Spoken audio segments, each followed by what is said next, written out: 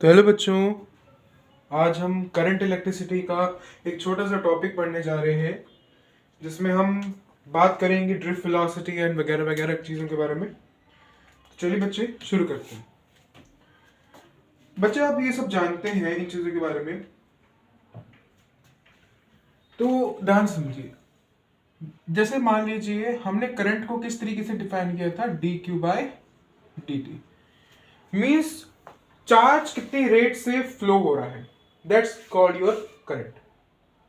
Charge जो है कितनी रेट से फ्लो हो रहा है, दैट्स योर करंट। तो ध्यान समझिए, अब अगर ऐसा है, और एक चीज हमने पढ़ी थी लास्ट टाइम कि भाई कितना चार्ज फ्लो हुआ अगर इतना करंट पास कर रहे हैं बॉडी में से। लेट करते हैं एक बॉडी में से आई करंट जा रहा है जो कि फंक्शन है टाइम का। तो मैं पूछूं इतने टाइम से इतने टाइम के बीच में कितना चार्ज फ्लो हुआ, तो इतना हुआ। करंट को डिफाइन कैसे किया था, आई बराबर D Q by D T. इसकी हमने ऐसा यूनिट पढ़ ली थी, एम्पियर होती है, ठीक है। इसकी ऐसे यूनिट हमने क्या पढ़ी थी, एम्पियर, ठीक है मेरे बच्चे। अब करंट इलेक्ट्रिसिटी एक स्केलर क्वांटिटी है, बट इसकी डायरेक्शन भी हम कई बार स्पेसिफाई करते हैं। तो उस केस में ये वेक्टर क्वांटिटी बन जाती है जिसके कारण इन दोनों क्वांटिटीज को थोड़ा बहुत फॉलो करती है, इसलिए हम इसको टेंसर क्वांटिटी कहते हैं। कौन सी क्वांटिटी कहते हैं, टेंसर क्वांटिटी। अब ये स्केलर है और ऐसा यूनिट इसकी एम्पियर है, आई बराबर डी क्यू डी टी, और ये है इतना समझ में। अगर मैं इसकी डायरेक्शन की बात करूं फॉर देयर कि भाई हम पूछना चाहे करंट किस डायरेक्शन में फ्लो करेगा, मैं फ्लो की बात कर रहा हूं, नॉट द करंट की डायरेक्शन। करंट की फ्लो होने की डायरेक्शन क्या होगी, तो कन्वेंशनली ही हम इसका डायरेक्शन लेंगे।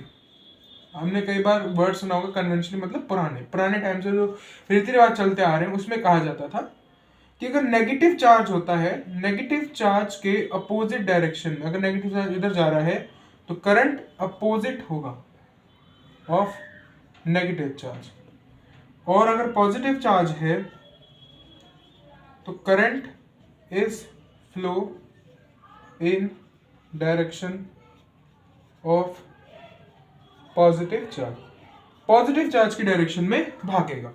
This is all your direction, जो कि नॉर्मल छोटी मोटी चीजें हैं जो कि आपने 10th में भी पढ़ी होंगी। अब जो हम चीज पढ़ने जा रहे हैं वो इंपॉर्टेंट इसलिए है, ध्यान से समझना इस चीज को। उससे हम ओम्स लॉ को पूरा डिफाइन करेंगे, भी ओम्स लॉ कैसे आया, क्यों है, क्या नहीं है इसके अंदर, ऐसा क्या नहीं है, क्या नहीं है, वगैरह वगैरह चीजें हम इसके अंदर पढ़ेंगे। लेट करते हैं एक समय के लिए, मैंने आपको एक कंडक्टर दिया, इसको नीले पेन से बनाए तो बढ़िया बेहतरीन है। ये देखिए मैंने आपको एक कंडक्टर दिया, ये रहा। अब ये कंडक्टर है तो इसके अंदर बहुत सारे इलेक्ट्रॉन्स होंगे, बहुत सारे, अनगिनत होंगे। मान लेते हैं ये एक इलेक्ट्रॉन हो गया, ये एक इलेक्ट्रॉन हो गया, तो इसकी डायरेक्शन इधर है। लेट करते हैं इसकी डायरेक्शन इधर है। बहुत सारे ऐसे इलेक्ट्रॉन होंगे रैंडम डायरेक्शन में मूव कर रहे होंगे। अब ये रैंडम डायरेक्शन में मूव कर रहे होंगे, मेरे को एक बात बताओ सभी के सभी, मैंने बोला अगर ये सब रैंडम डायरेक्शन में मूव कर रहे होंगे तो क्या होना चाहिए, अगर मैं सबकी वेलोसिटी निकालूं और ऐड करता चला जाऊं, जितने भी हैं इन्फिनिटी तक होंगे, ऑब्वियसली बहुत सारे होंगे, डिवाइडेड बाय इनका अर्थमेटिक मीन निकालो, तो मेरे को ये देखने को मिला, ये एक्सपेरिमेंटल डेटा है, देखने को मिला और होता भी ऐसा ही है कि भाई नेट जो इनिशियल वेलोसिटी का था पंगा वो 0 हो गया। ये कैसे हुआ, देखो ऑब्वियसली इसकी डायरेक्शन लेट करते हैं, इस इलेक्ट्रॉन की डायरेक्शन इस साइड थी और दूसरे इलेक्ट्रॉन की डायरेक्शन की वेलोसिटी इस साइड थी, तो क्या ये दोनों आपस में कैंसिल हो जाएंगे, तो पहली थ्योरी तो ये बनी। दूसरा कि भाई हम समझाने के लिए बता रहे हैं आपको, ऐसा हो सकता है, तो यहाँ पे इसका 0 हो गया होगा, इसका 0 हो गया होगा, तो ऐसे करते पूरा का पूरा 0 हो गया। इसकी वेलोसिटी होगी, ये नेट अर्थमेटिक मीन है सभी पूरी वेलोसिटी का, जितने भी इलेक्ट्रॉन्स है उनका अर्थमेटिक मीन 0 आता है। तो हमें ये पता चला, हमें क्या पता चला कि भाई उनका अर्थमेटिक मीन 0 आता है। रैंडम डायरेक्शन में मूव कर रहे हैं जिगजैग पाथ में, तो हमें ये पता चलता है कि हाँ उनका अर्थमेटिक मीन निकालो, या फिर ऑब्वियसली सभी वेलोसिटीज को मैं ऐड कर दूं क्योंकि n तो एक कांस्टेंट है तो जाके 0 भी हो जाएगा, तो हमें ये पता चला। अब मैंने एक थोड़ा सा दिमाग लगाया, मैंने बोला कि अगर मैं इसमें इलेक्ट्रिक फील्ड फ्लो करा दो इधर इस डायरेक्शन में, तो इस इलेक्ट्रॉन्स पे कहां फोर्स लगना शुरू करेगा? इधर। मैंने बोला अगर इन इलेक्ट्रॉन्स पे पीछे की डायरेक्शन में, देखो अगर मान लो ये इलेक्ट्रॉन ऐसे जा रहा था, अब इसके फोर्स पीछे किधर लग रहा है? QE। तो एक समय ऐसा आएगा जब सारे इलेक्ट्रॉन्स पीछे हो जाएंगे, मतलब कि एक कतार में ही पीछे की तरफ चलने लगेंगे।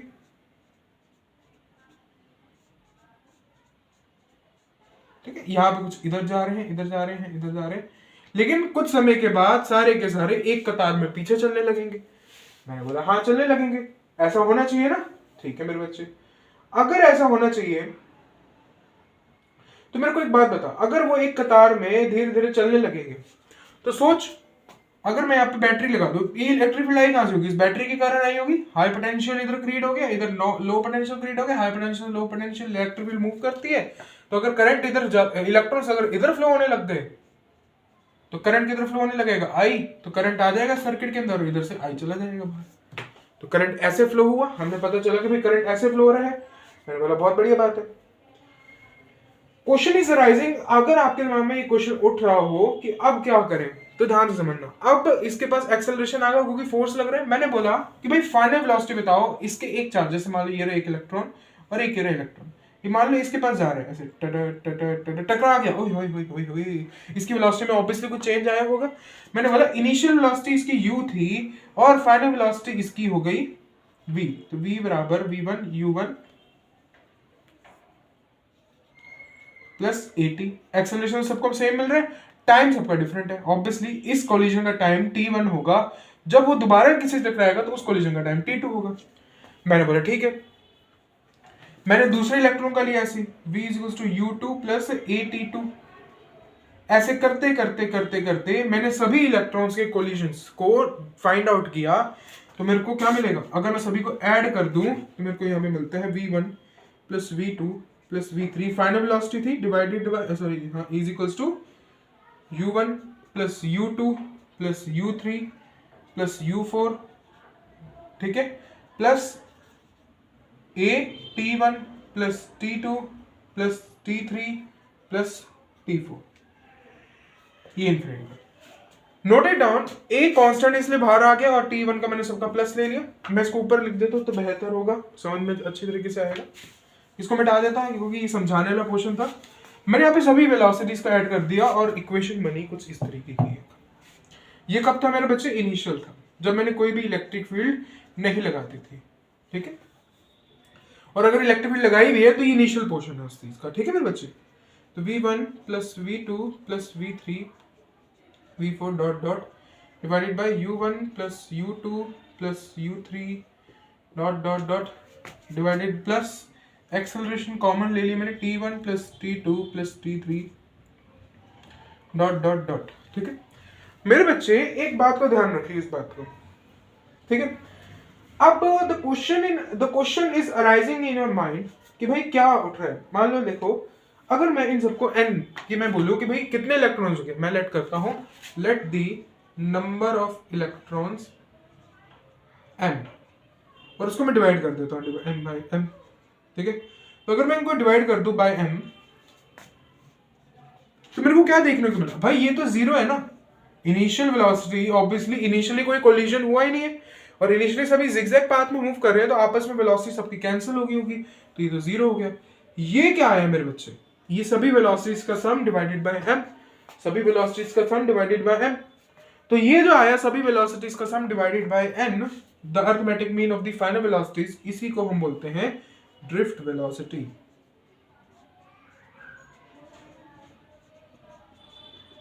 इसको हम बोलते हैं ड्रिफ्ट वेलोसिटी। और ये एक्सेलरेशन बराबर, नोट इट डाउन, इसको हमने डिफाइन किया रिलैक्सेशन टाइम।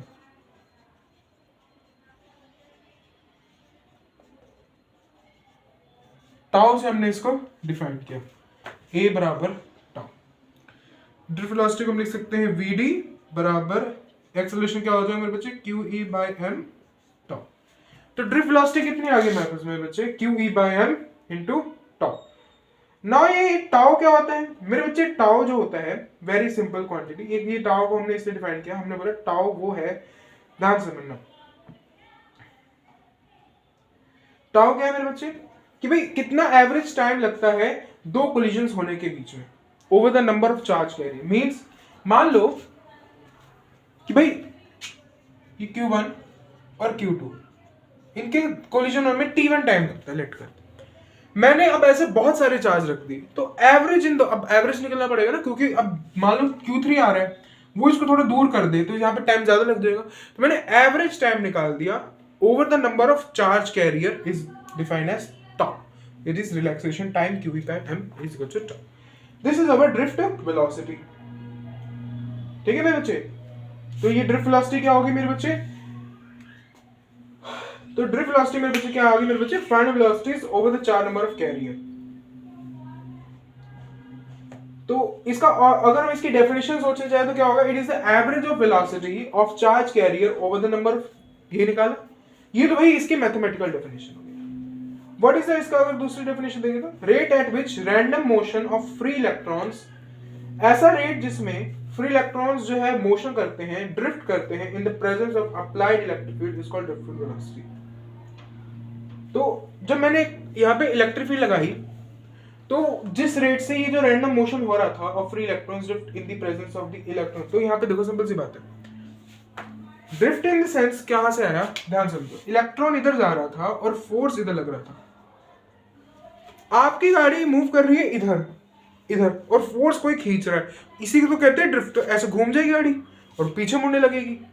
अगर हम ज्यादा ड्रिफ्ट कर दे तो पीछे मुड़ने लगेगी ना, मुड़ ऐसे ऐसे जा रही होती गाड़ी, ऐसे हो जाती है ना, थोड़ी टेढ़ी टेढ़ी हो जाती है। अब उसको ज्यादा कर दे हम टेढ़ी तो बिल्कुल बैक साइड में ये सारे इकट्ठे होने लगते। तो इसी का कारण इसको हम बोलते हैं ड्रिफ्ट। मतलब the rate at which the random motion of the electron, rate at which random motion of the electron drift in the presence of the electric field is called drift velocity.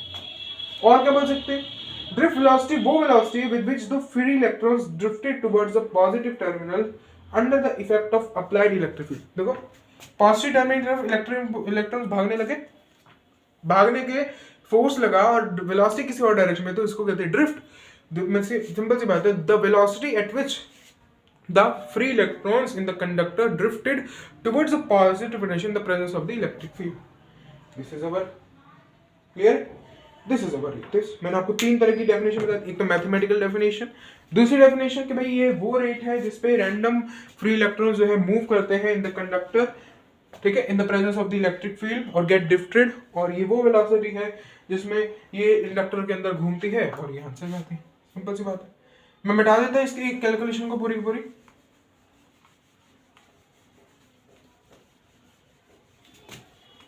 ठीक है मेरे बच्चे, अब थोड़ा सा आगे बढ़ा रहे। तो हमने क्या रिजल्ट निकाला, हमने सब निकाला रिजल्ट वीडी ड्रिफ्ट वेलोसिटी बराबर QE बाय m टाउ, ये निकाला। जरा मेरे को एक बात बताओ, हमने चार्ज क्या निकाला, मतलब करंट क्या निकाला था। करंट क्या होता है हमारे हिसाब से, सर करंट होता है delta Q by delta T, flow charge upon में कितना चार्ज को फ्लो होने में टाइम लगा। मैंने बोला हमने इधर क्या निकाला है, जिसमें मेरे को बताओ सर, यहाँ पे हमने चार्ज ढूंढना है, तो डेल्टा Q की वैल्यू कैसे निकालोगे। तो मैंने यहाँ पे चार्ज निकालना है, मैंने यहाँ पे एक वैल्यू डिफाइन कर दी, लेट कर दिया मैंने बोला कि भाई ये कंडक्टर है, तो मैंने इतने से हिस्से में बोल दिया, लेट करते हैं, ये इतना सा हिस्सा छोटा सा जिसकी लेंथ कितनी है x है, इसकी लेंथ कितनी है x, मैंने बोला ठीक है, और इसका एरिया कितना है a, तो वॉल्यूम कितना हो गया ax। तो मैंने लेट किया, मैंने क्या लेट किया n क्या है मेरे बच्चे, number of electrons per unit volume.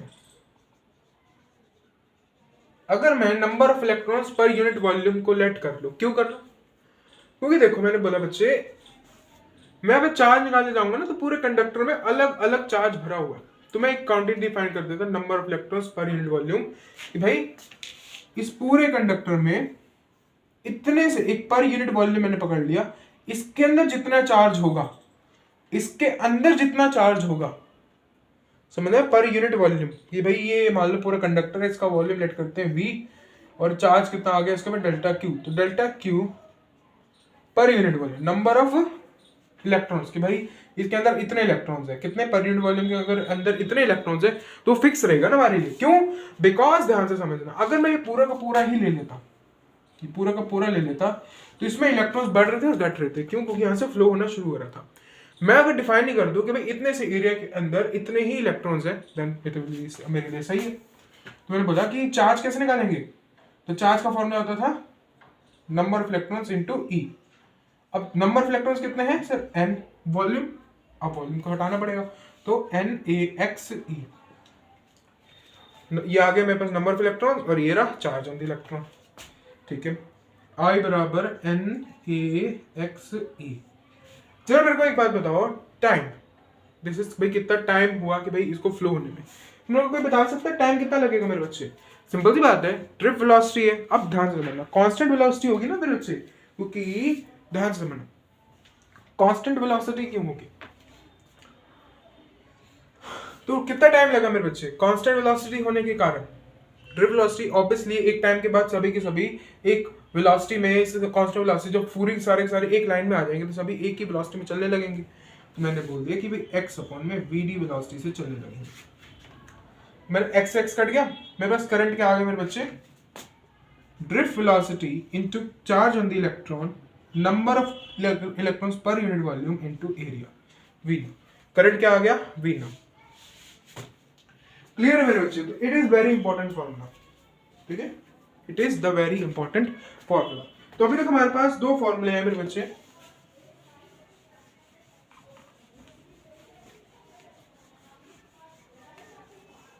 अभी तक सिर्फ हमारे पास दो ही फॉर्मूले आए हैं, विच इज सबसे पहले ड्रिफ्ट वेलोसिटी बराबर Q E by M into relaxation time, और करंट कितना बराबर है? वी ना। Drift velocity multiply charge on the electron into the number of electrons per unit volume into the area. These two formulas हमें ये derive करेंगे। ठीक है मेरे बच्चे, थोड़ा सा और आगे बढ़ते हैं और ओम्स लॉ को डिराइव करने का प्रयास करते हैं। मेरे को एक बात बताओ, ड्रिफ्ट वेलोसिटी अगर मैं यहां पे लिखूं वी ना, ठीक है, नोट इट डाउन, मैं ब्लू पेन से लिखता हूं थोड़ा अच्छा दिखेगा। ड्रिफ्ट वेलोसिटी को हम क्या लिख सकते थे? Q E by M, Q E by M into tau E ना। जरा मेरे को एक बात बताओ, क्यू तो क्यू है, ई चार्ज हो गया ना इलेक्ट्रॉन, और ई क्या है? Electric field. इलेक्ट्रिक फील्ड को क्या लिख सकते हैं सर?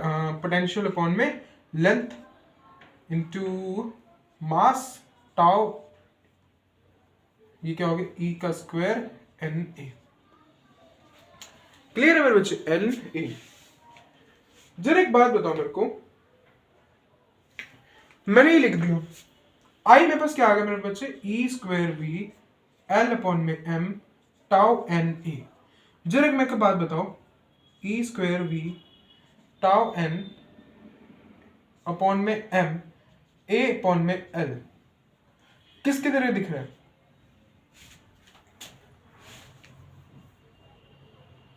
किसकी तरह दिख रहा है? थोड़ा सा और देखो, उसको घुमाओ और घुमाओ अच्छी मेरे बच्चे। ये पोटेंशियल आ चुका है, पोटेंशियल आ चुका है, सबको नीचे ले जाओ, थोड़ा सा और घुमाते हैं इसको।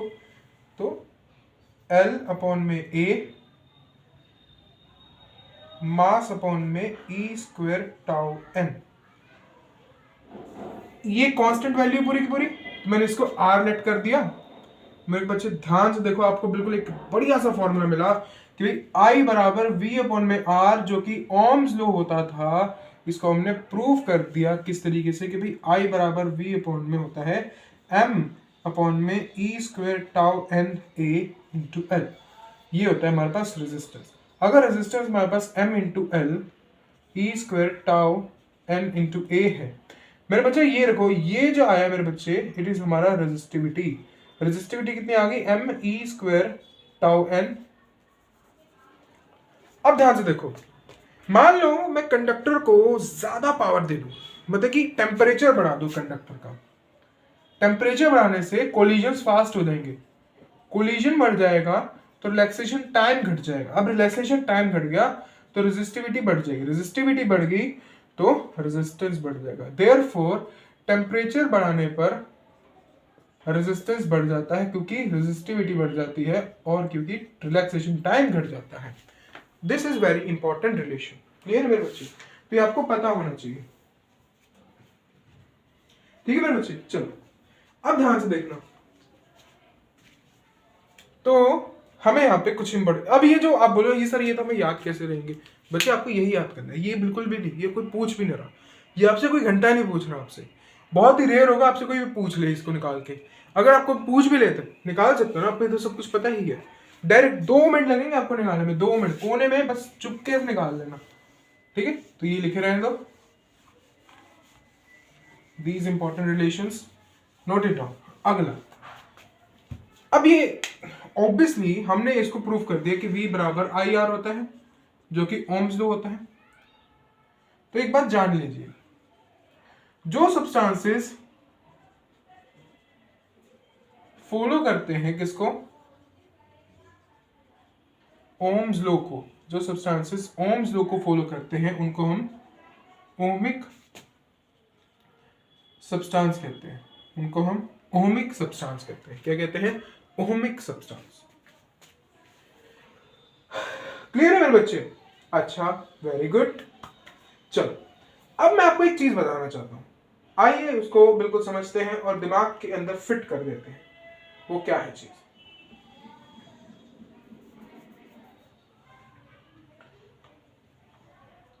It is very important. ये एक क्वांटिटी है जो कि नॉर्मल आपको पता होना चाहिए। जैसे टॉर्क आपको पता चला था कि क्वांटिटी है, वैसे ये भी क्वांटिटी है। आपको बस फॉर्मूला और तरीका पता होना चाहिए क्या है, इसका मतलब क्या है, और इससे कोई मतलब नहीं होना चाहिए। क्योंकि ऑब्वियसली बच्चे देखो, टॉर्क को ही पता लगाना चाहोगे, टॉर्क F क्रॉस R ही क्यों हुआ, तो दैट इज डिफरेंट, वो आप बताएंगे, वो डिफाइन है पहले से। उसी तरीके से एक चीज डिफाइन है, इसका नाम है करंट डेंसिटी। करंट डेंसिटी को कुछ इस तरीके से डिफाइन किया, अगर इसकी डेफिनेशन में पढ़ो तो ये वो करंट है जो पर यूनिट एरिया के अंदर फ्लो करता है नॉर्मल टू द सरफेस। ध्यान से बनना, लेट करते हैं, मेरे पास एक ये सरफेस है, ये इसका क्रॉस सेक्शनल एरिया है। लेट करते हैं इस डायरेक्शन में करंट फ्लो कर रहा है। अगर ये इस डायरेक्शन में करंट फ्लो कर रहा है, मैंने बोला इसका एरिया वेक्टर किधर होगा सर, इधर होगा। तो note it down, current density को हम J से शो करते हैं, और जिस डायरेक्शन में करंट होता है तो उसी डायरेक्शन में करंट डेंसिटी की डायरेक्शन, जैसे J। क्लियर है? अब J को हमने कैसे डिफाइन किया, ध्यान से समझो। J को हमने किस तरीके से डिफाइन किया मेरे बच्चे, रेट ऑफ फ्लो या फिर flowing rate of flow of current. Simple सी बात है, करंट फ्लोइंग, कितना करंट फ्लो कर रहा है पर यूनिट एरिया। सिंपल सी बात है मेरे बच्चे, करंट कितना फ्लो कर रहा है पर यूनिट एरिया, जिसको मैं लिख सकता हूं यहां पे I अपॉन में पाई आर स्क्वायर। लिख सकता हूं मैं इधर? यस सर, आप आराम से लिख सकते हो। मैंने बोला ठीक है। नोटेड डाउन, अगर मैं बोलूं मेरा क्रॉस सेक्शनल एरिया ना ऐसे होकर ऐसे होता, तो करंट तो अभी भी इधर फ्लो कर रहा है, इसलिए ये तो इधर होता, एरिया वेक्टर इधर हो जाता। अगर एरिया वेक्टर इधर हो जाता तो मैं क्या बोलता कि भाई जो मेरा करंट फ्लो कर रहा है वो J dot A, this is also relation, this is also relation. और अगर ये जो करंट डेंसिटी है यूनिफॉर्म नहीं होती, मींस कि भाई करंट डेंसिटी का कोई फॉर्मूला दे, जैसे J बराबर G नोट R दे देते, भाई करंट डेंसिटी बढ़ रही है, सिंपल सी बात है, G डॉट D हो जाता। डॉट डॉट प्रोडक्ट है मेरे बच्चे, तो J एक cos थीटा। अभी हमने इस एरिया वेक्टर को जरा ऊपर कर दें, एरिया वेक्टर को जरा ऊपर कर देते हैं, तो भाई J एक cos 0 हो जाएगा, cos 0 की वैल्यू 1, इसलिए हमने ये कर पाए। ठीक है मेरे बच्चे? तो हमारे पास 3 तरीके का फॉर्मूला है। अगर थीटा 0 होता है, I बराबर J, this is J dot A when J is uniform, this is when J is variable. Clear है? क्लियर है मेरे बच्चे? तो बस मैं आपको एक चीज बताना चाहता था, इससे करंट डेंसिटी पढ़वाई मैंने इसी कारण, क्योंकि वहां पे अभी यूज होगी। ध्यान से समझना कहां पे यूज होगी।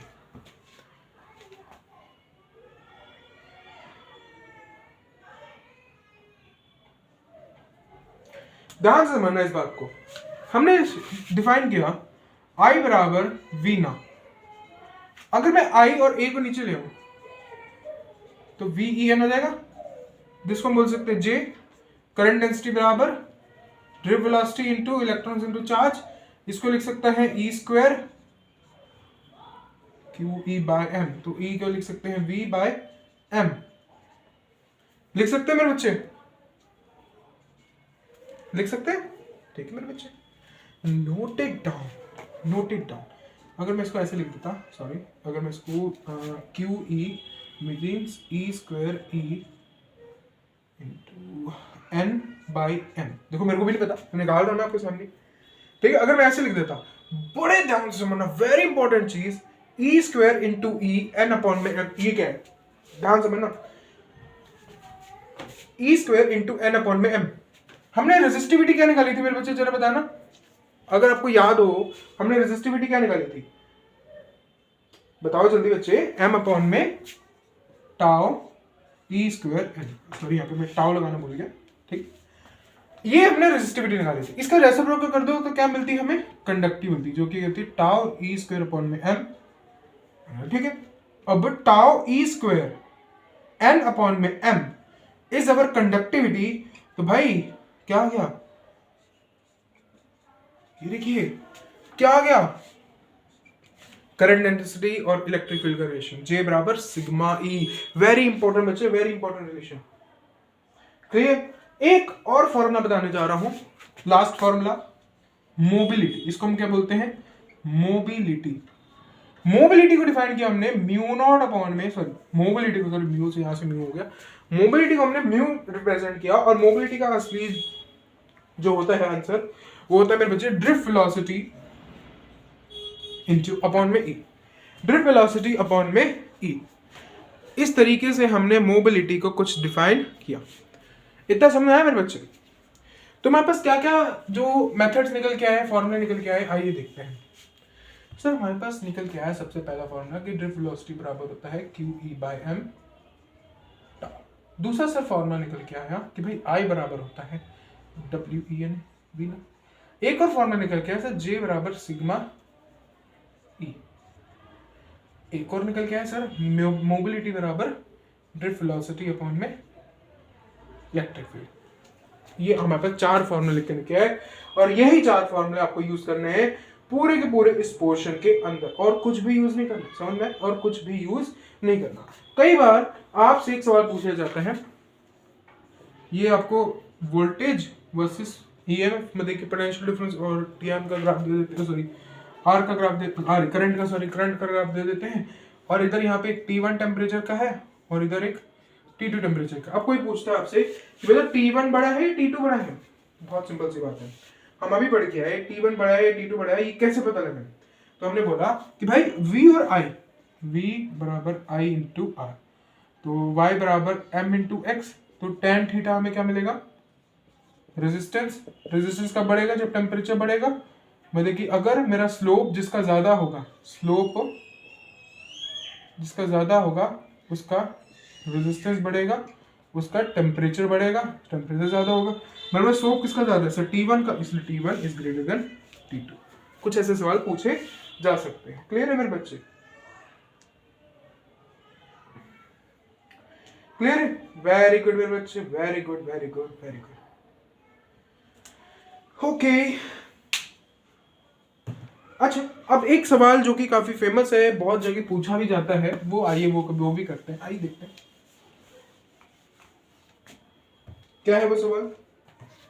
लेट करते हैं आई, मेरे पास जो ये बन गया ऐसे कुछ एक सब्सटेंस, और इधर से ऐसे पतली सी है, यहां से मैंने एक वायर खींची और इधर पोटेंशियल डिफरेंस लगाया V।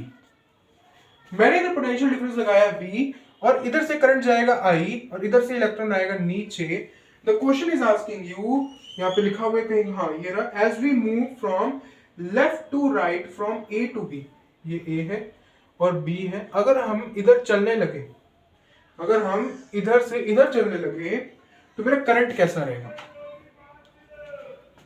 मेरी करंट डेंसिटी कैसी रहेगी, मेरी इलेक्ट्रिक फील्ड कैसी रहेगी।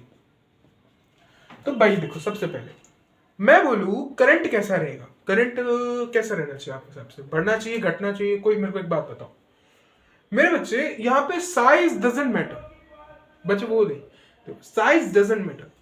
करंट के केस में हमने क्या फॉर्मूला पढ़ा था करंट का, सर ड्रिफ्ट वेलोसिटी सर सबकी सेम होगी, ई सर सबका सेम होगा, एन सबका सेम होगा, एरिया।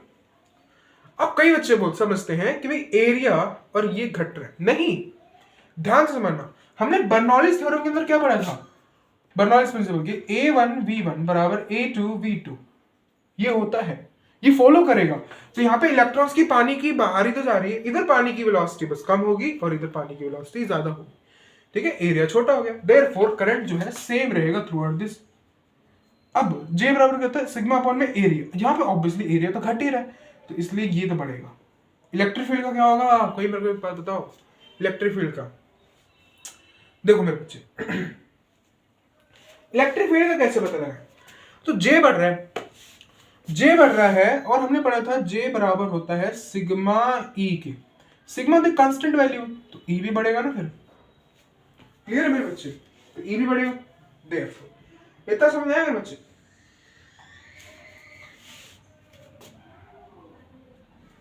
तो इस पे सवाल पूछे जाते हैं, ठीक है, इसलिए मैंने आपको कराया है, मैंने नहीं कराता, क्लियर है, ठीक है। इसी बहाने चलो हम अगला टॉपिक भी पढ़ लेते हैं, जो कि क्या है, temperature dependency, very important, very very important बच्चे, इसको कम मत समझना, इट इज वेरी इंपॉर्टेंट, है बहुत बड़ा, है बहुत छोटा सा, दिखता छोटा सा, है बहुत बड़ा, डिफिकल्ट है, आइए इसको समझते हैं, देखते हैं कैसे है, क्या है भाई, ऐसी कौन सी चीज है जो बच्चों को डरा रही है, आइए देख लेते, खत्म ही करते हैं। टेम्परेचर डिपेंडेंसी, अभी हम पढ़ के आए ऑन आर रेजिस्टेंस, अभी हम पढ़ के आए रेजिस्टेंस एंड ऑब्वियसली रेजिस्टिविटी, क्या है टेम्परेचर, अभी हम पढ़ के आए टेम्परेचर बढ़ाने पर रेजिस्टेंस बढ़ता है क्योंकि रेजिस्टिविटी बढ़ती है, क्योंकि टाउ कम हो जाता है, रिलैक्सेशन टाइम कम होता है। तो हमने इसका एक रिलेशन निकाला कि भाई रेजिस्टिविटी और टाइम का एक रिलेशन हमने फाइंड आउट किया कि भाई resistivity initial 1 plus alpha delta T, this is final, this is initial 1 plus alpha delta T, इस तरीके से हमने इसको डिफाइन किया कि भाई अगर आपको पूछा जाए कि भाई फाइनल रेजिस्टिविटी कितनी होगी, तो मैंने बोला पिछले टाइम में इतनी थी rho naught, 1 plus alpha delta T add कर दीजिए। मेरे को एक बात बताना, ये क्या है मेरे बच्चे, अल्फा, वहां पे हमने पढ़ा था कोफिशिएंट ऑफ थर्मल कंडक्टिविटी, अब यहाँ पे मेरे बच्चे क्या हो जाएगा, कोफिशिएंट ऑफ इलेक्ट्रिकल कंडक्टिविटी,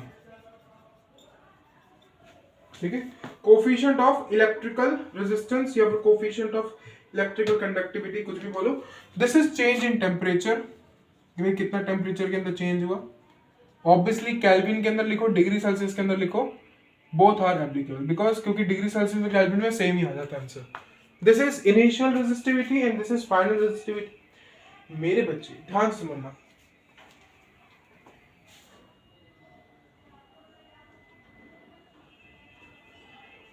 अगर मैं एक चीज लेट कर लूं, क्या कि भाई मेरी लेंथ और एरिया पे कोई फर्क नहीं पड़ रहा, मैं लेट कर लूं कि मेरी लेंथ और एरिया बिल्कुल सही है, सेम टू सेम ही है, तो मैं क्या कर सकता हूं, लेंथ और एरिया अगर मैं दोनों साइड मल्टीप्लाई कर दूं,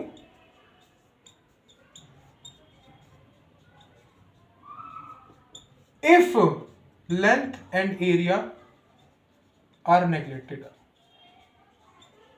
कि कोई फर्क नहीं पड़ रहा उनको, मैंने बोला ठीक है नहीं पड़ रहा, तो भाई आर फाइनल बराबर R initial 1 plus alpha delta T, this is also possible, आप ये भी कर सकते हैं, क्लियर है मेरे बच्चे, आप ये भी कर सकते हो। अब ध्यान से समझना इस चीज को, इसमें डेल्टा टी क्या लिख सकते हैं मेरे बच्चे, डेल्टा टी होता है हमारा बच्चे T final minus T initial. NCERT हमेशा कहती है, एनसीईआरटी की माने तो टी इनिशियल को एनसीईआरटी ने हमेशा 0 माना है, ये ध्यान रखना, टी इनिशियल को एनसीईआरटी ने हमेशा 0 माना है, बिकॉज एनसीईआरटी कहती है कि भाई उन्होंने एक स्टैंडर्ड टाइम, क्योंकि कोई भी टाइम हो सकता है, अगर क्वेश्चन में गिवन है तो ठीक है, अगर क्वेश्चन में बाय चांस नहीं गिवन है तो आप टी इनिशियल को 0 मान कर करोगे, ठीक है बच्चे। कई बच्चे कंफ्यूज, अरे क्या भरे क्या भरे क्या भरे क्या भरे, कुछ नहीं, टी इनिशियल 0 भर दो, क्लियर। सर 0 डिग्री सेल्सियस या केल्विन, ऑब्वियसली बच्चे सेल्सियस में, केल्विन में तो 273 हो जाएगा। क्लियर है मेरे बच्चे? ठीक है। और अगर मैं टी इनिशियल को 0 मान रहा हूं तो टी इनिशियल 0 पे, तो जी आर इनिशियल क्या हो जाएगा? तो आर इनिशियल क्या है? जो रेजिस्टेंस था एट टी बराबर, जब टेम्परेचर मेरा 0 डिग्री सेल्सियस था, तब मेरा जो रेजिस्टेंस था वो इतना था। नाउ ध्यान से देखो, इस पर सवाल किस तरीके से पूछा जा सकता है।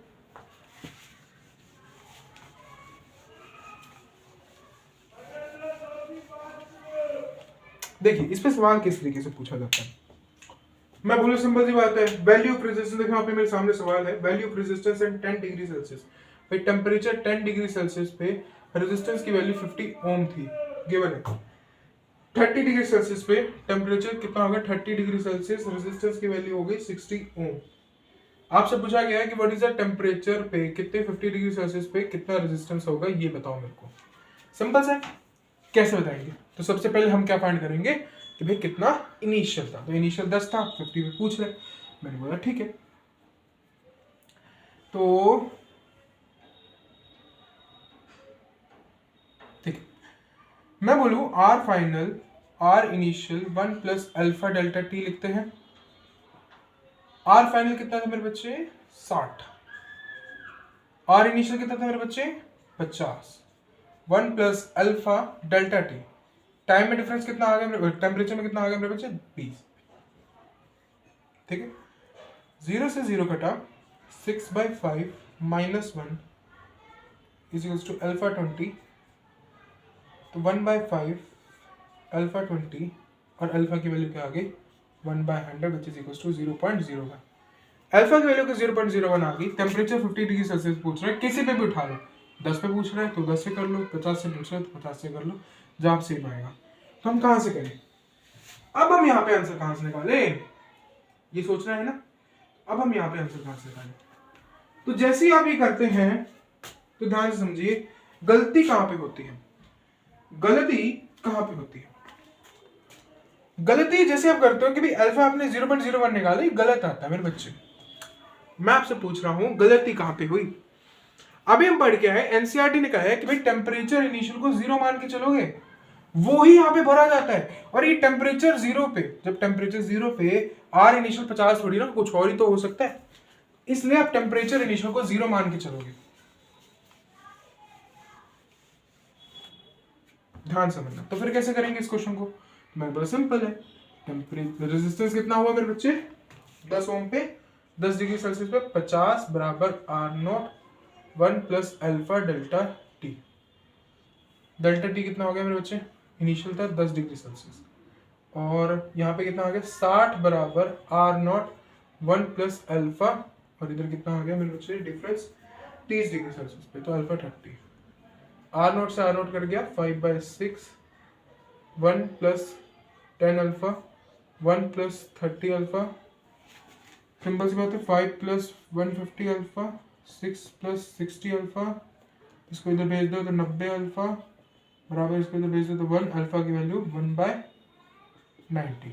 अल्फा की वैल्यू अगर 1/90 तो आर नॉट की वैल्यू निकाल लो, 50 बराबर आर नॉट 1 प्लस 1/9, तो 50 आर नॉट 10/9, 9 5 45, आर नॉट की वैल्यू कितनी होगी? 45। R final R naught 1 plus 1/90 into 50 degree पे पूछ रहा था, 5/9, 9 5 14/9 इंटू आर नॉट कितना था? 45, 14 5 70 डिग्री, 70 ओम आंसर। क्लियर है मेरे बच्चे? तो आपको टी इनिशियल को 0 मान के चलना है। मेरे बच्चे समझ में आया? टी इनिशियल को 0 मान के चलना है।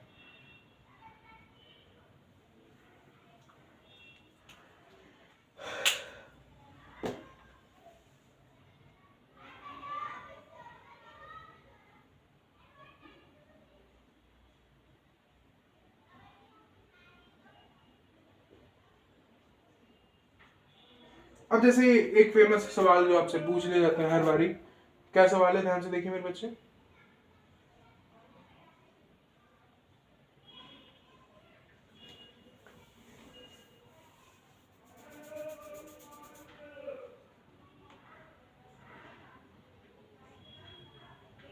ध्यान से देखिए, ये रहा question. The question is saying you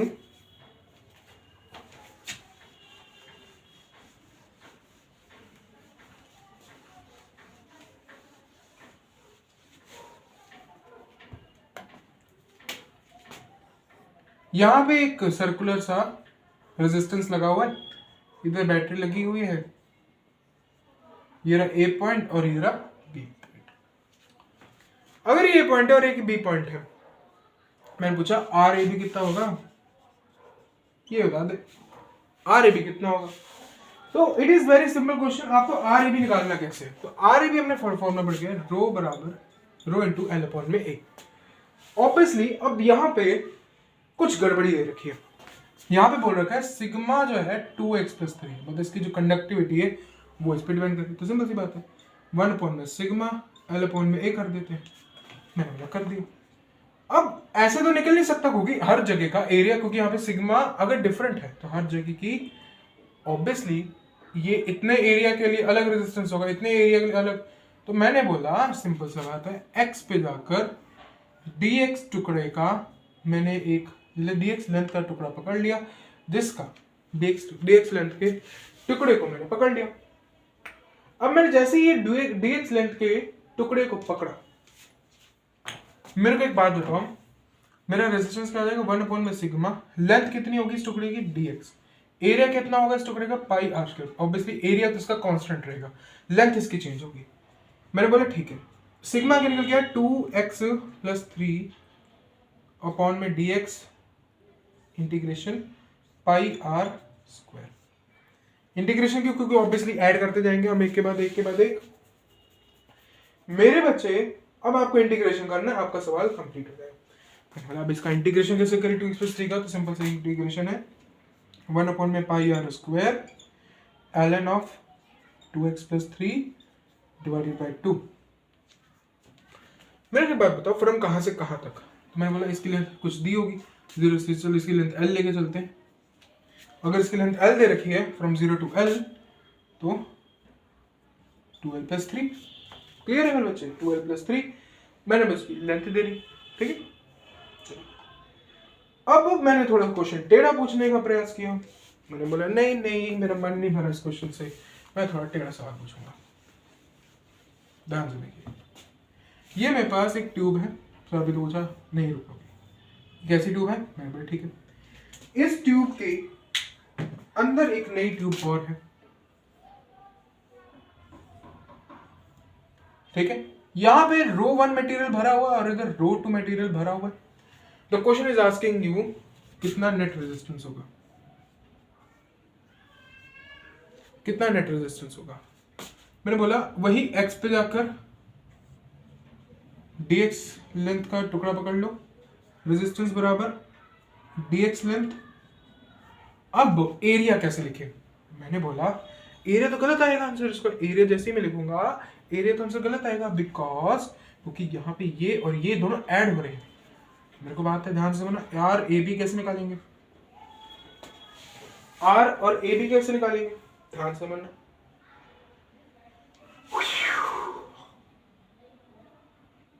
सोचो दो, ध्यान से समझो मेरे बच्चे, आर और ए बी को किस तरीके से निकाला जाएगा। तो x पे जाके dx पकड़ने का कोई फायदा नहीं है, क्यों, क्योंकि रो 1 और रो 2 तो कांस्टेंट है ना, तो इधर भी उतनी ही होगी तो जितना इधर होगा, तो सारे ऑब्वियसली बात है मेरे बच्चे, तो डायरेक्ट ऐड कर देंगे, डायरेक्ट हम आर ए बी निकाल लेंगे। मैंने बोला ध्यान से देखो ना, ये रो 2 वाला नीचे है, इसके ऊपर पैरेलल में लगा है रो 1 वाला, तो अगर मैं रो 1 से r1 निकाल लूँ तो r1 मतलब rho 1, this is rho 1 into length कितनी होगी इसकी, टोटल लेंथ दे रखी है, चलो लेट करते हैं l अपॉन में एरिया कितना हो जाएगा इसका पाई r2 का स्क्वायर माइनस r1 का स्क्वायर। r2 कितना हो जाएगा मेरे बच्चे, रो 2 लेंथ अपॉन में पाई r2 का स्क्वायर। इन दोनों को r इक्वल निकालना है, इन दोनों के बीच का r1 r2 और r1 प्लस r2 कर सकते हैं, डायरेक्ट आंसर आ जाएगा। क्लियर है मेरे बच्चे,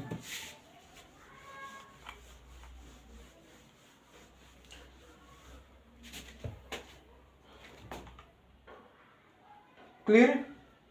पाजी क्लियर है क्या? पाजी क्लियर है क्या थानू? ठीक है,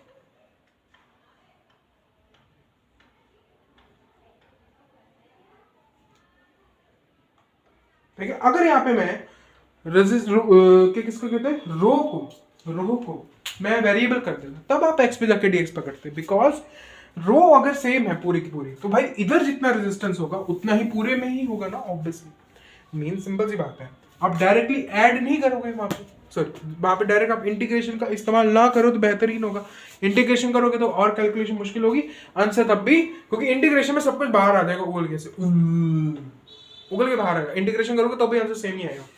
मेरा बोला सिंपल, जैसे इलेक्ट्रिक फील्ड यूनिफॉर्म होती थी तो उसको हम बाहर निकाल देते थे, ठीक है, तो वो डायरेक्ट हम कर देते थे। यूनिफॉर्म के केस में हम जैसे पढ़ा था ना, जे आई बराबर जे ए होता है डायरेक्ट, वैसी बस सिंपल सी बात है। ऑब्वियसली पूरी लेंथ को पकड़ लो, पूरी लेंथ में अगर सेम यूनिफॉर्म का डला हुआ है, ऊपर रो 1 है और रो 2 उससे के ऊपर रो 1 है नीचे रो 2 है, मतलब कि दो रेजिस्टेंस लगे पैरेलल के अंदर, कुछ इस तरीके से। सर यहाँ पे करवा क्यों रहे हो? क्योंकि मेरे बच्चे इस पे सवाल पूछा जाता है, इस पे सवाल डायरेक्ट पूछा जाता है। आपको ऐसी शेप दे देंगे, बोलेंगे भाई मेरे को बताओ नेट रेजिस्टेंस कितना है, और यहाँ पे अगर बैटरी लगा दी तो मेरे को बताओ कितना करंट फ्लो करेगा, और वही पूरे करंट इलेक्ट्रिसिटी के जितने भी क्वेश्चन है वो आ जाएंगे। उसको मैं लगा दूं किसके अंदर, मेरे बच्चे गैल्वेनोमीटर के अंदर, सिंपल सी बात है। इसको मैं ऐसे लगा देता,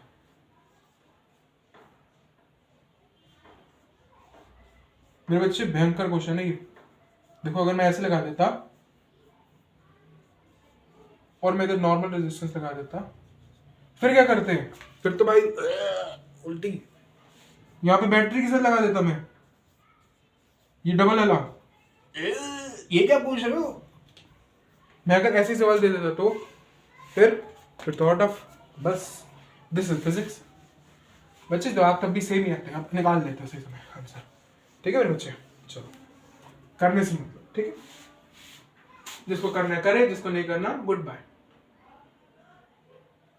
अब ऐसी कुछ शेप्स हैं जिनको आपको फॉर्मूला पता होना चाहिए, ठीक है, वो मैं फॉर्मूला आपको बताऊंगा, सिर्फ आपको याद करना है उन शेप्स को, ठीक है। आपको समझना नहीं है कहां से आया कहां से नहीं आया, बिकॉज क्योंकि उनको निकालना है वेरी डिफिकल्ट।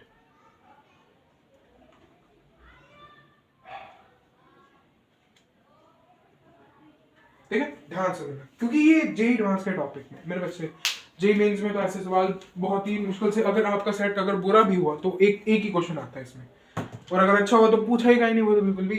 जेई एडवांस में जरूर बच्चे पूछता है, एक क्वेश्चन तो उसमें भरा ही होता है, ऐसा जरूर पूछ लेगा, ऐसा हो ही नहीं सकता वो ना पूछ ले, वो पूछ लेगा। ठीक है, लेट करते, जो हमने सबसे पहले शुरुआत की फिगर देखी थी, ये वाली फिगर देखी थी ना हमने, तो बच्चे इसका रेजिस्टर, सर क्या पूछ रहे हो, रेजिस्टर इसका, अरे भाई हमने वहां देखा था करंट सेम रहेगा इसकी बॉडी के अंदर, करंट डेंसिटी बढ़ती रहेगी, इलेक्ट्रिक फील्ड भी बढ़ती रहेगी। मैंने बोला अब इसका रेजिस्टेंस कितना होगा, आर ए बी। ये बच्चे याद करना है, जितनी बार याद कर सकते हो उतना अच्छे से कर लो मेरे बच्चे, बहुत काम आएगा। इसका रेजिस्टेंस होता है मेरे बच्चे एल अपॉन में के पाई R1 इंटू R2। ये मेरे बच्चे R1 हो गया और ये मेरे बच्चे R2 हो गया, और ये इसकी लेंथ है लोगे। के क्या हुआ अभी बताता हूँ, या फिर खुद सोच के पहले मेरे को बताओ, खुद दिमाग लगाओ यहाँ पे के क्या है, मैंने तो बता ही देना है, आप खुद दिमाग लगाओ कि यहाँ पे के क्या है।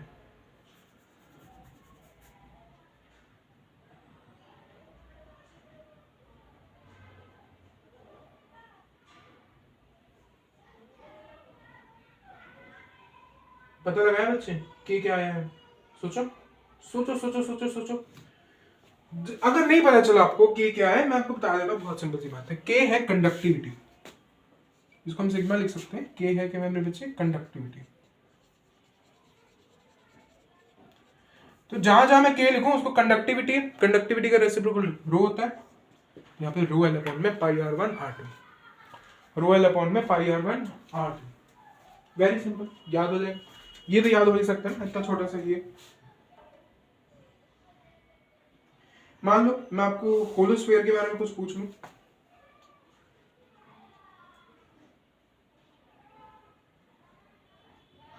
या फिर मैं एक खाली सिलेंडर के बारे में पूछ लूं, किसके बारे में, खाली सिलेंडर के बारे में पूछ लूं। मान लो देखो मैं आपको खाली सिलेंडर से देखूं, क्या था इसका, रो एल अपॉन में पाई R1 R2।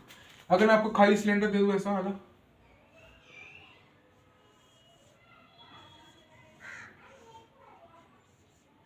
ये R1 है, ये R2 है। तो क्वेश्चन इज आस्किंग यू कि भाई इसका रेजिस्टेंस कितना होगा। मैंने बोला कैसे, अब ये कैसे पूछ रहे हैं, ध्यान से बोलना, इसका किस तरीके से पूछना। अरे भाई इसको उल्टा कर दो,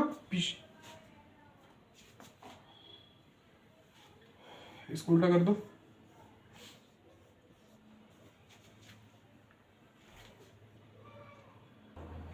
तो मैं अगर इसको उल्टा कर दूं तो मेरे को यही फॉर्मूला यही दिख जाएगा। अभी हम निकाल के लाए इसका क्या है इसका, अभी तो निकाल के लाए।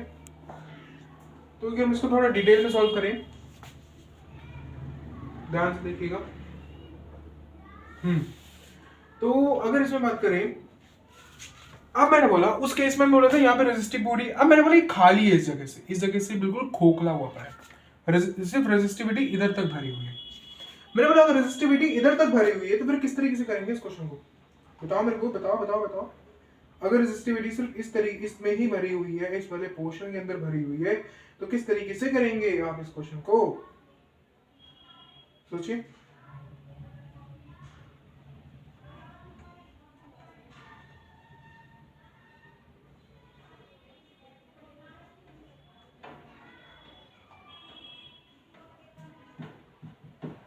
सोचो सोचो सोचो सोचो सोचो सोचो सोचो सोचो सोचो सोचो सोचो सोचो सोचो सोचो सोचो सोच। तो सोचो, मेरे को बताओ। देखो जो भी ये सोच रहा है ना कि ऐसे किया है, तो इस वाले केस को तुम पढ़ के आ चुके हैं, रो लेंथ अपॉन में पाई R2 का स्क्वायर माइनस R1 का स्क्वायर, ये होगा। अगर मैं ऐसे ना कर दूं, भाई मैं ऐसे तो कर ही नहीं रहा, मैं बोलूं कि भाई ये जो सिलेंडर है, खाली सिलेंडर, इसमें वो जो वायर है वो कुछ ऐसे है, ध्यान से देखना इसमें। ये रहा A पॉइंट, ये रहा B पॉइंट, ऐसे है। अब मैं पूछता हूं कि भाई कितना होगा, ये रहा B पॉइंट RAB। तो किस तरीके से करोगे RAB, अगर मैं इस तरीके से पूछ रहा हूं, अब मेरे को बताओ तो कैसे करोगे इस क्वेश्चन को, मेरे को सोचो सोचो सोचो, दिमाग बच्चे दिमाग लो, बिन दिमाग के नहीं होगा, दिमाग लगाना पड़ेगा इसमें। मैं आपको बोल देता हूँ रेजिस्टिविटी बिल्कुल कांस्टेंट है, ठीक है, दिमाग लगाओ। 2 मिनट देता हूँ आपको, करो करो करो करो करो 2 मिनट दे रहा हूँ मैं आपको। सोचो किस तरीके से करना है इस क्वेश्चन को, सोचो सोचो।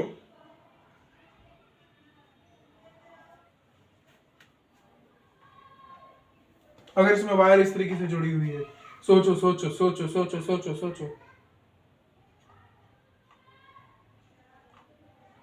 अगर इसमें वायर कुछ इस तरीके से जुड़ी हुई है, सोचो।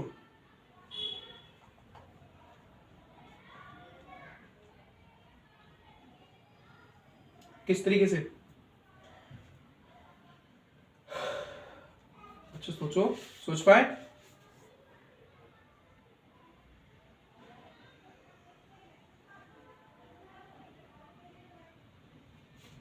चलो देखिए, चलो देखते देखते, कोई आती है, आ जाओ आ जाओ, देखते। बहुत इजी है, मैंने बोला सिंपल सा टॉपिक है। मैंने क्या किया हमने इधर, अगर मैं बोलूं कि भाई ये मेरी लेंथ L है, लेट कर लेते, और ये रेडियस R है।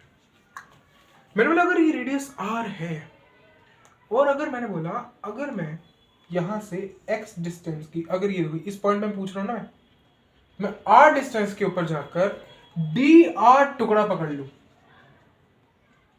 यहां से R डिस्टेंस की दूरी पे जाकर dr जितना मैं टुकड़ा पकड़ लूं, R डिस्टेंस की दूरी पे जाकर कितना टुकड़ा सर dr, ठीक है, हमने dr पकड़ लिया।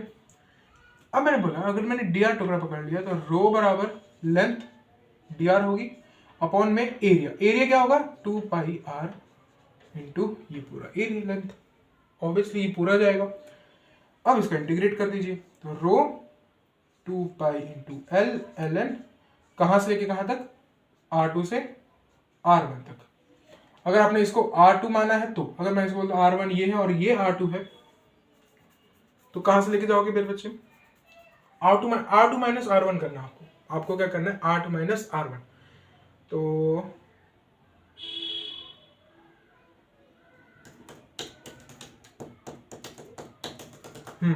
तो नीचे R1 आ जाएगा और ऊपर R2। देखो मेरे को खुद नहीं याद था, मैंने आपके सामने निकाला ना। ln लिमिट ln लग गई तो ln R आ गया, जिसको लिख सकते हैं रो अपॉन में 2 पाई L ln R2 अपॉन में R। क्लियर है? Very important formula, rho 2 pi L into में ln natural log R2 by R1। Very important formula. Clear है मेरे बच्चे? अच्छा, ये होलो सिलेंडर का होगा ये, और जो हमने पीछे पढ़ा था वो मेरे बच्चे कौन सा शेप होगी, मेरे बच्चे सिलेंडर होगा, बस वायर का डिफरेंस हो गया। और अगर हमने वो टेढ़ा वाला पढ़ लिया तो क्या था उसका, रो इंटू एल अपॉन में पाई R1 into R2, rho into L upon में पाई R1 इंटू R2। अगर मैं आपसे पूछूं इसको होलो सिलेंडर का तो दूसरे लगा तो रो इंटू एल अपॉन में पाई R2 का स्क्वायर माइनस R1 का स्क्वायर। इसमें पूछ लूं तो रो अपॉन में 2 pi L natural log R2 by R1। और मैं अगर आपसे होलो स्फीयर का पूछ लूं, वेरी इंपॉर्टेंट, होलो स्फीयर किसका पूछ लूं, होलो स्फीयर का। बच्चे मैं होलो स्फीयर का इसलिए पूछना चाह रहा हूं क्योंकि होलो स्फीयर में थोड़ी बहुत दिक्कत है, उसका फॉर्मूला है थोड़ा सा तगड़ा बड़ा सा, तो हम फॉर्मूला करेंगे। आइए उसका, मैंने बोला ना बच्चे इसको निकालने जाओगे तो बूढ़े हो जाओगे या फिर दिमाग लगेगा लेकिन टाइम बीत जाएगा, इसलिए याद करो। मान लो आपका होलो स्फीयर कुछ इस तरीके से है। होलो स्फीयर में यहाँ पे एक वायर लगी और इधर यहाँ से टुकड़ा गया और ये रहा टुकड़ा, ये रहा ए पोजीशन, ये रहा बी पोजीशन, इसके बीच के पोजीशन को आपको निकालना है कि भाई कितना रेजिस्टेंस हुआ। तो आपने बोला आर ए बी कितना आया मेरे बच्चे, सोचो आर ए बी कितना आ जाएगा, सोचो सोचो। तो आर ए बी यहाँ पे मेरे बच्चे आया है, अगर मैं यहाँ पे अपनी नोटबुक में देख पा रहा हूँ R2 माइनस R1 अपॉन में 4 पाई R1 इंटू R2। क्या आ रहा है मेरे पास, रो R2 माइनस R1 अपॉन में 4 पाई R1 R2। अगर मैं इसको R1 मान लूँ और इसको मैं R2 मान लूँ तो रो बड़े में से माइनस छोटा अपॉन में 4 पाई R1 इंटू R2। सिंपल सी बात है ना। ये क्या है, एक होलो स्फीयर। तो इस तरीके से याद करो, रो लेंथ अपॉन में एरिया, इसकी लेंथ कितनी होगी R2 माइनस R1 होगी ऑब्वियसली। इसका एरिया कितना होगा, एरिया कितना होता है होलो स्फीयर का 4 पाई R स्क्वायर। अब यहाँ पे R दोनों अलग है तो 4 पाई R1 R2। इस तरीके से आप डायरेक्टली मेमोराइज कर सकते हो। और अगर मैं आपसे ये होलो सिलेंडर पूछ रहा था इस वाली जगह से तो आप मेरे को बता के तो जवाब दे देते, यही आता आपका जवाब पाई R2 का स्क्वायर माइनस R1 का स्क्वायर। और अगर मैं आपसे ये पूछ लेता यहां पे वायर लगी होती तो भी आप जवाब दे देते, रो लेंथ कितनी होगी ln R2 by R1 upon में एरिया कितना हो गया 2 पाई L। क्लियर है? और अगर मैं आपसे ये पूछ लेता तो ये बड़ा हो रहा है, ये R1 इसको R2 लेते हैं, इसको R1 लेते हैं, तो कितना होगा मेरे बच्चे, रो इंटू एल अपॉन में पाई R1 R2। क्लियर है मेरे बच्चे? तो मेरे बच्चे यहाँ पे आपका टेम्परेचर डिपेंडेंसी भी खत्म होता है। अब इसके ऊपर भरपूर जितने भी क्वेश्चन लगा सकते हैं आप लगा लीजिएगा, ठीक है मेरे बच्चे। इसकी अगली क्लास में हमने एक क्वेश्चन किया है, आइए देखते हैं, एक वो क्वेश्चन करते हैं, उसके बाद आपका पूरा करंट इलेक्ट्रिसिटी का समराइट हो जाएगा। तो कुछ सवाल पूछे जाते हैं कि लेंथ को बढ़ा दिया और लेंथ को इंक्रीज कर दिया, तो ये किस तरीके से सवाल है, तो बड़े ध्यान से समझना। ये क्या है, लेंथ इज इंक्रीज और लेंथ इज नॉट इंक्रीज, तो ये थोड़ा बहुत कंफ्यूजिंग है ना। इंक्रीज का मतलब ऐड करूं या घटाऊं या फिर मैं क्या करूं, मैं समझ नहीं आ रहा मुझको। तो बहुत सिंपल सा फंडा है। लेट करते एक सिलेंड्रिकल वायर है, is increase to double its original length, the percentage increase in the resistance of wire. मतलब ये बोलता है कि एक सिलेंड्रिकल वायर थी, उसके हमने जो उसकी लेंथ को डबल कर दिया, इज इंक्रीज टू। अब इंक्रीज टू का मतलब और इंक्रीज्ड बाय का मतलब, तो इंक्रीज्ड टू मतलब खींच के बड़ा किया और इंक्रीज्ड बाय मतलब किसी चीज को लगा के बड़ा किया, ये मतलब हुआ। इंक्रीज टू मतलब कि भाई खींच के, टू मतलब कि पहुंचा रहे हो आप उसको, मतलब खींच के पहुंचा रहे हो। और इंक्रीज्ड बाय का मतलब किसी के द्वारा आप उसको जोड़ रहे हो। तो आपने कुछ लिया, दोनों क्वेश्चन अलग है। मैंने बोला ध्यान से देखना। अब बोला कि भाई डबल कर दिया उसकी लेंथ को, मींस अगर लेट करते हैं रेजिस्टेंस मेरा ओरिजिनल क्या था L अपॉन में A। मैंने बोला रेजिस्टेंस को अगर मैंने उसकी लेंथ को डबल कर दिया तो उसका एरिया हाफ हो जाएगा, लेंथ को डबल कर दिया, एरिया हाफ हो गया तो मल्टीप्लाई बाई 2 तो 4R आ जाएगा। और अगर 4 टाइम्स हो गया मेरा रेजिस्टर, सिंपल सी बात है, आपको परसेंटेज पूछ रहे हैं तो RF माइनस RA अपॉन में R into 100। RF minus R finally is 4R, ये कितना है R और ये कितना है R, R से R कट गया इंटू 100, 3R तो कितना आ गया 300% चेंज आया इसमें। कितना चेंज आया? 300% का चेंज आया। अगर मैं आपसे पूछता हूं कि भाई increased by 5%, if length of the increased by means initial length में आपने 5% उस लेंथ का ऐड कर दिया, कुछ इस तरीके से इनिशियल लेंथ के अंदर 5% कुछ का ऐड कर दिया तो ये इसका रो L बाई ए हो जाएगा, एरिया में कोई चेंज ही नहीं आएगा। तो ये नया रेजिस्टेंस हो गया न्यू, और ओल्ड क्या होगा मेरे बच्चे? R L by A. The question is saying you find percentage in increase, कि रेजिस्टेंस के अंदर कितना रेजिस्टेंस चेंज आया। सिंपल सी बात है, रो है एल अपॉन में ए प्लस रो एल अपॉन में ए दीज, ठीक है, and this is rho L upon में ए अपॉन में रो एल अपॉन में ए, दिस इज कट गया, दिस इज पूरा कट गया, 1/20 into 100 which is equal to 5% change. ठीक है मेरे बच्चे, तो रेजिस्टेंस के अंदर कितना चेंज आया ये पूछ रहा है आपसे। Note it down, increase by 5%। तो इंक्रीज बाय 5% का मतलब वॉल्यूम इसका कांस्टेंट रहेगा। वॉल्यूम कांस्टेंट रहने का मतलब है कि भाई एरिया इनटू लेंथ कांस्टेंट रहनी चाहिए। अब एरिया तो कांस्ट, अब एक ध्यान से बना, इंक्रीज बाय मतलब कि वॉल्यूम कांस्टेंट है, इंक्रीज बाय मतलब कि वॉल्यूम कांस्टेंट है, और इंक्रीज बाय मतलब ऐड की गई है। तो delta L by L into 5 दे रखा है, मतलब कि एल फाइनल एडिशनल इंटू में 100 इज गिवन टू एस 5। सॉरी ठीक है मेरे बच्चे, ये दे रखा है। अब आपसे पूछता है कि भाई change in the percentage, increase कितना हुआ रेजिस्टेंस हमारा। तो एक तो ये मेथड हुआ जो लगा सकते हो आप,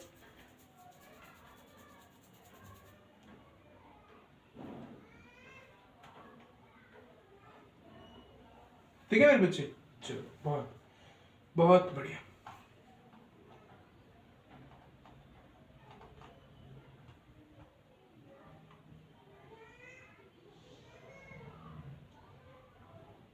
ठीक है, तो इंक्रीज टू का मतलब तो खींच के बड़ा कर रहे हैं।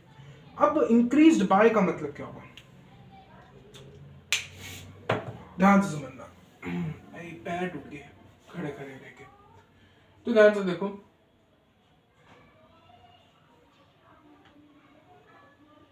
ठीक है मेरे बच्चे, ठीक है मेरे बच्चे। तो यहां पे हमने देखा ये आंसर गलत है। अगर हम देखें तो ये आंसर गलत है, बिकॉज हमने यहाँ पे लेंथ इंक्रीज्ड बाय करी तो